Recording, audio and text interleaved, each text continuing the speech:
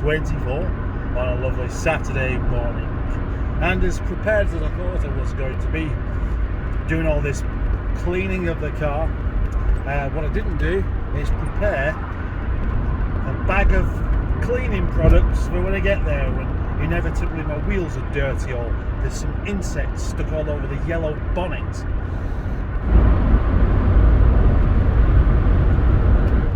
Anyway, this is the first trip I've done in Nigel on the motorway since doing the head gasket. And it's not a particularly long way off, it's only about 40 miles or something like that. But even so, it still makes me a little bit uneasy. I don't know why. Well, I do know why, but it shouldn't.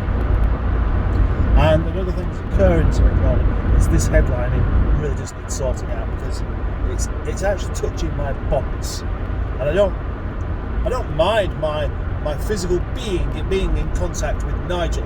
No. But I don't really want loads of static electricity being caused. There we are, right the way to the top of Windy Hill, so that's a good start. No overheating issues. Not that there should have been anyway. In the boot I have my traditional egg mayonnaise sandwiches made last night. Looking forward to eating those.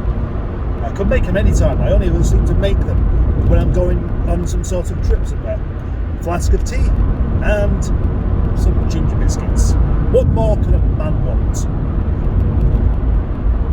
Maybe a kebab?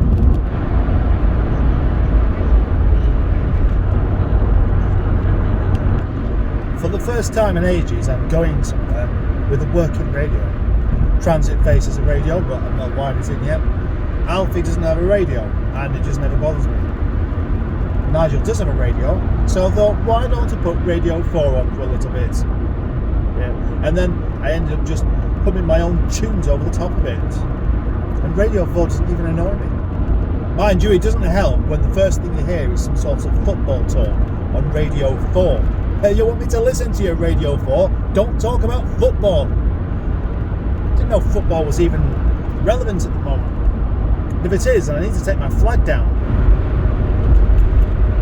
I am expected to see a few interesting cars as I get closer. I saw an old Saab 900, but it doesn't necessarily mean it's going where I'm going. Could be because it went a different way anyway. But I don't know what to expect from this event, because the classic car shows I've gone to are for classic cars. The Hubnut thing I went to last year was for anything a bit curious and different. What's this going to be like? I actually don't know, because it's just supposed to be a social meet for people who like curious driving. Maybe it'll be full of cars that aren't very interesting.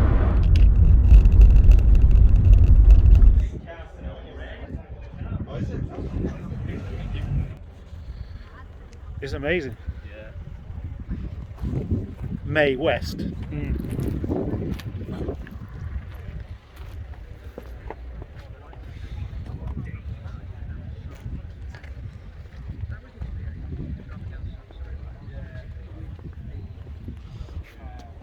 Chevrolet Impala.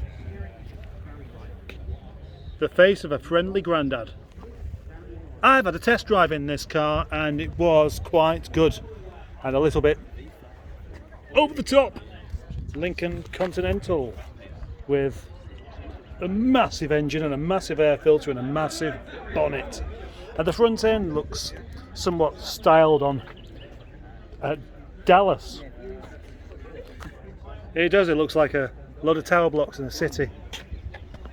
Yeah, that's the thing. It'd be an oddity, wouldn't it?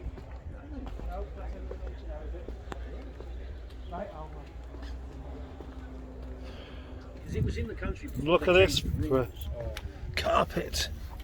You could lose your small change in there. It's got a spongy roof. Grand. Nobody bought it. Then it went to auction. I was umming and ahhing, and my mate said, just bite the bullet and do it. You're only gonna do it anyway, so you might as well stop fooling yourself. So right, okay. I'll set myself a budget of 15 grand.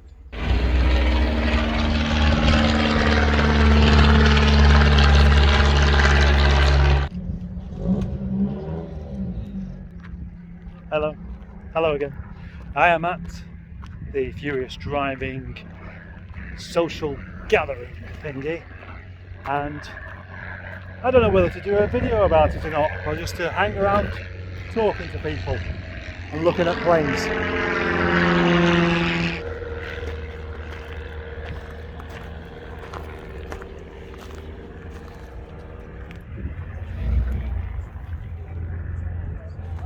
Here's a car I want to have a go of.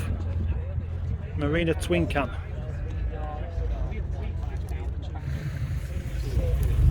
Everywhere I look, people are making videos, and it's kind of, I feel a bit left out.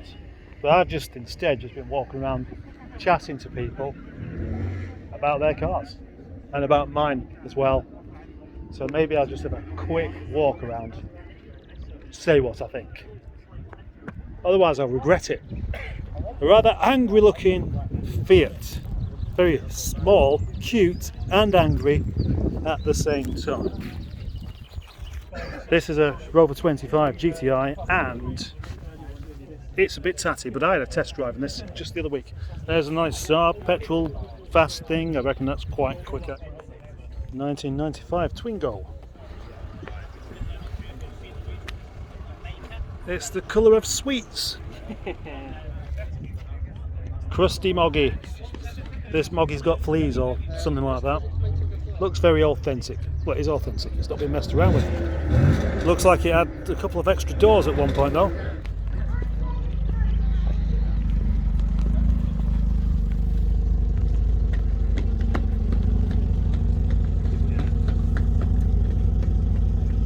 That's a super cool Honda, that is.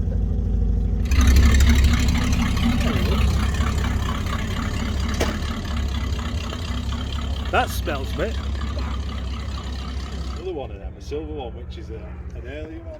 Well, you've got one of these? This just, no, another Crowley. MGF, BMW, another Saab, and then a Cavalier, and then, you know, a Renault Twingo. There's a nice poverty spec 214, and a Mondeo. Not interested in Mondeos, but you really don't see a Mark 1 Mondeo about very often at all these days. So, hello. Super Impreza. I'm promised a test drive in this one quite soon. And it's great because it's a bit tired looking. My favourite kind of car, really, an honest one. This one does look quite honest. And it'll get an honest review. There's Matt's VI again, and with the number plate designed by Joe.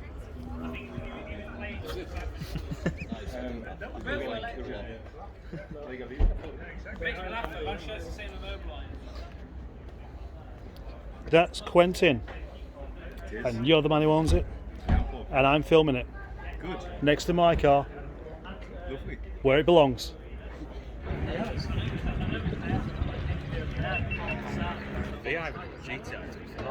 Anyway, it's time for the sensible part of the video where I have a chat with Rover Joe.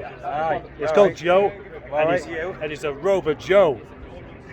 What should we talk about, Rover Joe? Rovers. Rovers. Who likes Rovers? Do any of you like Rovers down there? Somebody press my horn. Somebody press my horn.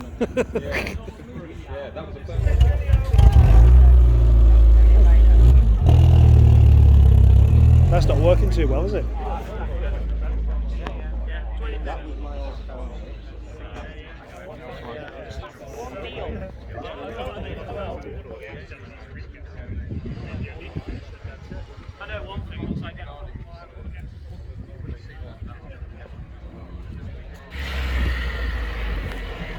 It's a Motorist model, mini monitor as well.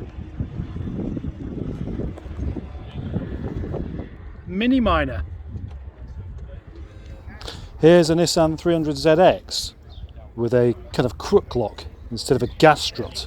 And finally left to look after Matt's stand of merch while he talks to other people.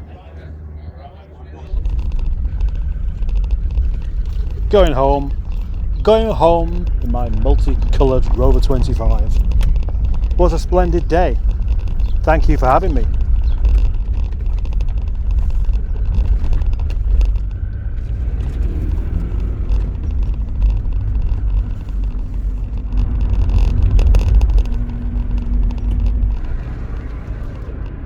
not so much a car show video as just a video about going to a car show.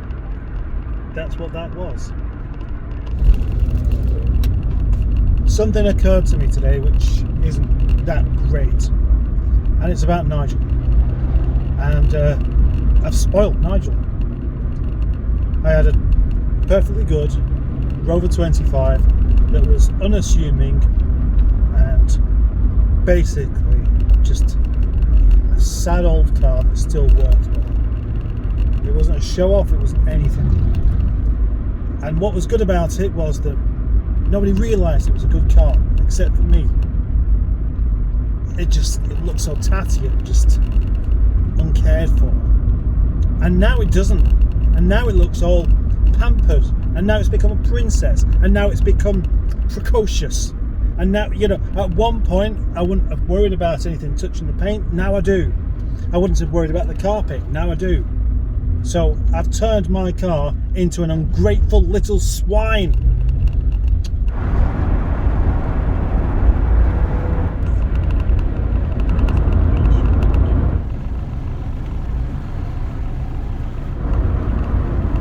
I've been listening to the radio, and then I started getting really tired. Normally I don't listen to the radio. Normally I don't get really tired. It's too passive, just listening to something. I need to be making some silliness up to keep myself awake. I haven't even got that far to go, but for some reason, that's what happens. Lots of interesting people I met. Matt, obviously. Rover Joe, nice to see him again. Quite a few people I just know personally. Lots of YouTube people. The 10mm socket mechanic bloke, I've forgotten his name. Another guy with American cars. He never told me what his channel was called. There was a chap filming everything with this massive tripod. I forgot what he is called. Then there's Andrew Lloyd Webber, Lloyd Roastman Consulting. Oh yeah, the Renault Twingo man, also a YouTube person. And then there was lots of other YouTubey people. So many people doing videos. I felt silly doing my own.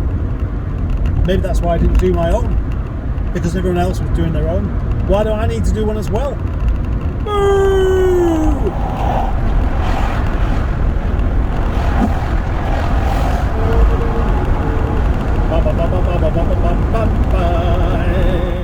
Okay, that's a bit of a scratch ending, I suppose, but at least it's only 6 o'clock.